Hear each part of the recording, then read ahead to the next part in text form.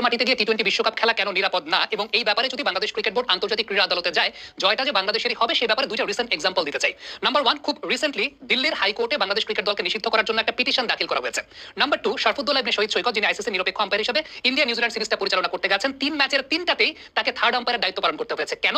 কারণটা হচ্ছে নিরাপত্তা সংখ্যা আছে দেখে তাকে অনফিল্ড আম্পায়ারিং এ করতে দেওয়া হচ্ছে না। এখন যদি নিরাপত্তা সংখ্যা নাই থাকতো, একজন এলিট প্যানেলের আম্পায়ারকে 3 ম্যাচে থার্ড আম্পায়ার রাখাটা নিয়মের মধ্যেও পড়ে না, সেটা বেসিক কালচারের মধ্যেও পড়ে না। ডেফিনেটলি নিরাপত্তা সংখ্যা আছে দেখেই তারা 3 ম্যাচের 3টাতেই শরফুদ্দৌলা ইবনে শহীদ সৈকতকে থার্ড আম্পায়ারের দায়িত্ব পালন করিয়েছে, মাঠের অনফিল্ড আম্পায়ারের দায়িত্ব পরিচালনা করতে দেয় নাই। এখন বাংলাদেশ থেকে যে সমস্ত গণমাধ্যমে আসলে আইসিসির সঙ্গে পাঙ্গা নেওয়া ঠিক না, ইন্ডিয়া বাংলাদেশকে একদম খেয়ে দিবে, বাংলাদেশের ক্রিকেট ধ্বংস হয়ে যাবে, বিভিন্ন কথাবার্তা বলার চেষ্টা করছেন বা বলছেন বিভিন্ন সময়ে, একদম প্রকাশ্য দিবালোকে একদম চোখের সামনে ভিজিবলি ব্যাপারগুলোকে তারা দেখতে পারছেন না। দ্বিতীয়ত একটা বিষয় বলবো, সেটা হচ্ছে বাংলাদেশ ক্রিকেট কিন্তু খেলার মধ্যে রাজনীতিকে মেলায় নাই, বাংলাদেশের সরকারও কিন্তু খেলার মধ্যে রাজনীতিকে মেলায় নাই।